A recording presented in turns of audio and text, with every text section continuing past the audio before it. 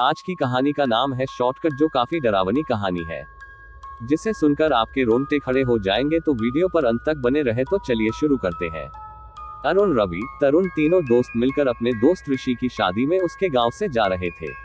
ऋषि ने तीनों को कॉल कर अपनी शादी में अपने गांव बुलाया। दोस्त की शादी की पर तीनों खुशी के मारे एक साथ निकल पड़े। अरुण, रवि, तरुण तीनों एक ही शहर में रहते थे और ऋषि का गांव शहर से एक दिन का सफर पे था। तो तीनों डिसाइड किया कि तीनों अरुण की कार से मजे लेते हुए साथ में मस्ती करते हुए जाएंगे।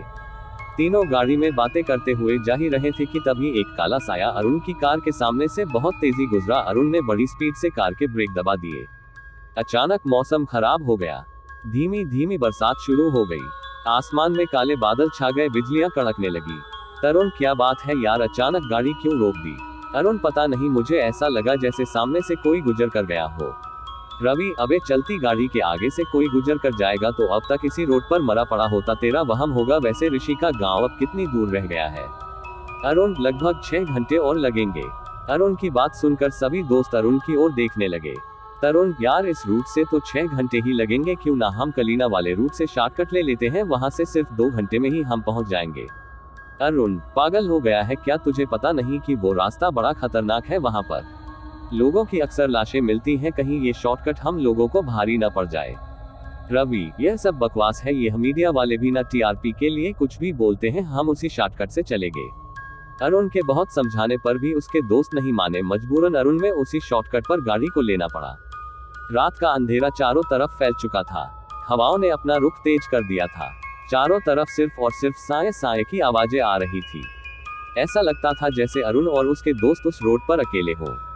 जंगल के बड़े बड़े पेड़ रात के अंधेरे में किसी राक्षस की तरह लग रहे थे। अरुण के चेहरे पर एक डर था। वो उस रोड पर बहुत तेजी से गाड़ी ड्राइव कर रहा था। उसके ड्राइव करने के अंदाज से ऐसा लगता था मानो कि वह जल्द से जल्द उस रोड से निकल जाना चाहता था।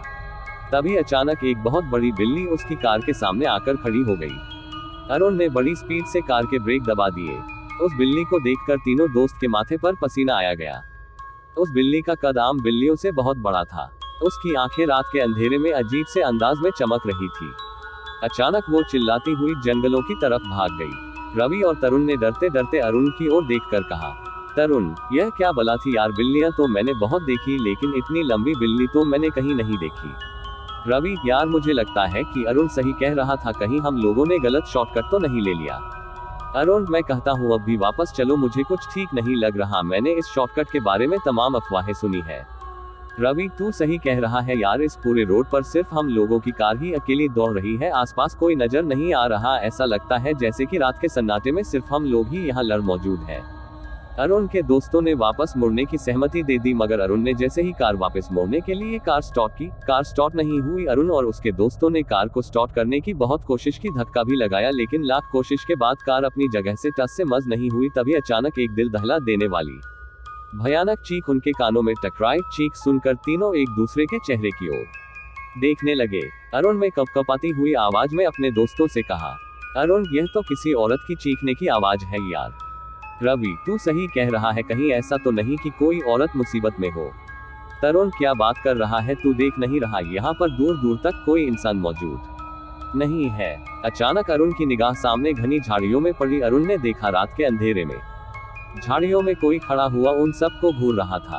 उसे देखकर ऐसा लगता था जैसे उसकी आंखों के अंदर आग जल रही हो। यह देखकर अरुण के शरीर में डर की सिरहन दौड़ गई और अरुण बुरी तरह से घबरा गया। अचानक अरुण का मुरझाया हुआ चेहरा देखकर रवि अरुण की ओर बोला, रवि, क्या हुआ यार? तू अचानक से इतना घबरा क्यों गया? अरुण, वो सामने देख, झाड़ियों में कोई खड़ा है।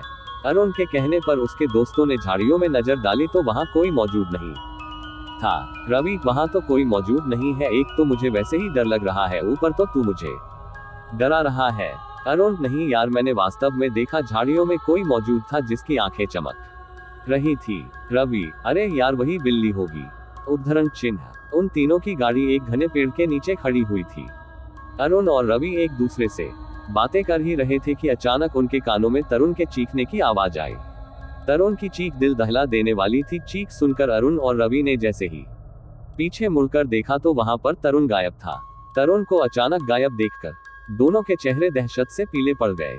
अरुण ने कपकपाती हुई आवाज में रवि की और देखकर कहा, अरुण यार यह चीखने की आवाज तो तरुण की थी, तरुण कहाँ गया, कहीं वह हम लोगों को हरा तो नहीं रहा।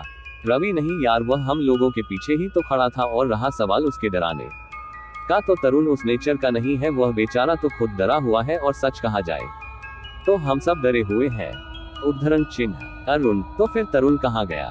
अरुण ने ये अल्फाज बोले ही थे कि उसे अचानक तरुण की दिल दहला देने वाली चीखने की आवाज फिर सुनाई दी। तरुण की चीखने की आवाज ऐसी थी जैसे कि कोई उसे बुरी तरह से छुरी से काट रहा हो। तरुण की चीख से जंगल दहल उठा। कुछ देर बाद तरुण की चीखने की आवाज में शांत हो गई, सब तरफ खामोशी छा गई।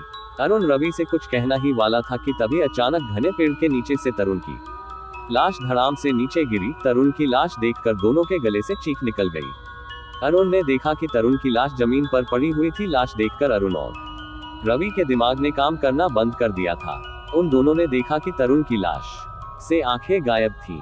उसके चेहरे का मांस जगह जगह से कटा हुआ था। ऐसा लगता था जैसे कि किसी जंगली जानवर ने उसके चेहरे को पूरी तरह से फाड़ दिया हो।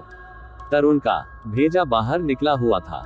रवि ने चिल्लाते हुए अरुण की ओर देखकर कहा, रवि हम सबकी जान खतरे में है, अरुण भलाई इसी में है कि यहाँ से भाग। अरुण डरते हुए रवि की तरफ देखकर बोला, अरुण लेकिन तरुण। प्रश्नवाचक चिन्ह विस्मयादिबोधक चिन्ह उद्धरण चिन्ह।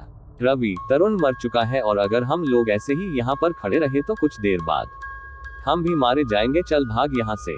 इतना कहकर वह दोनों तरुण की लाश को छोड़कर भागने लगे, लेकिन उन दोनों के साथ एक अजीब प्रक्रिया हो रही थी। वह दोनों बहुत देर तक भागते रहते, लेकिन घूम फिर कर वहीं उस कार के पास वापस आ जाते। उन दोनों की सांस फूलने लगी थी।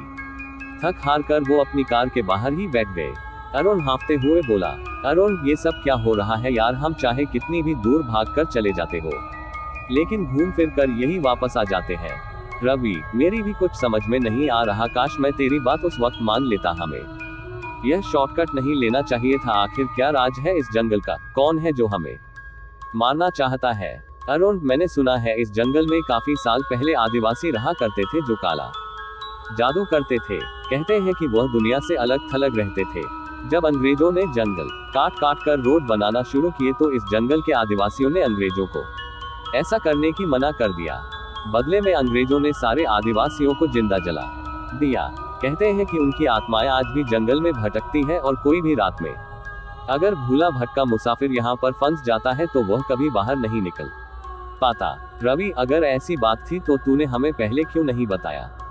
अरुण मैं बताना चाहता था, लेकिन तुम लोग मेरी बात पर यकीन नहीं करते। अचानक अरुण बात करते करते चीखते रवि से बोला, अरुण तरुण की लाश कहाँ गई। जैसे ही रवि ने देखा तो वहां पर अब अरुण की लाश गायब थी। अचानक रवि की निगाह घने पेड़ के ऊपर की ओर चली गई। उसने देखा तरुण की लाश उस पेड़ पर खड़ी हुई वहशी अंदाज में उन दोनों की ओर देखकर हंस रही थी।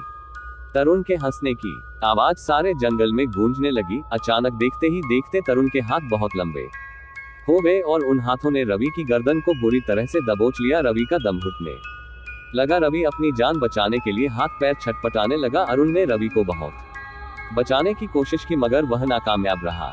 अचानक उन दोनों हाथों ने रवि को उस पेड़ के ऊपर खींच लिया, और देखते ही देखते वह दोनों अरुण की आंखों से ओझल हो गए, और रवि की दिल दहला देने वाली चीख और अरुण के कानों में टकराए, और कुछ ही सेकंड के बाद और रवि की लाश अरुण के सामने पड़ी हुई थी। अरुण वहां पर अब अकेला बचा था। उसके दोनों दोस्त मारे जा चुके थे। अरुण सीखते हुए बोला, अरुण आखिर कौन हो तुम। उस पेड़ के ऊपर जो भी है सामने क्यों नहीं आता।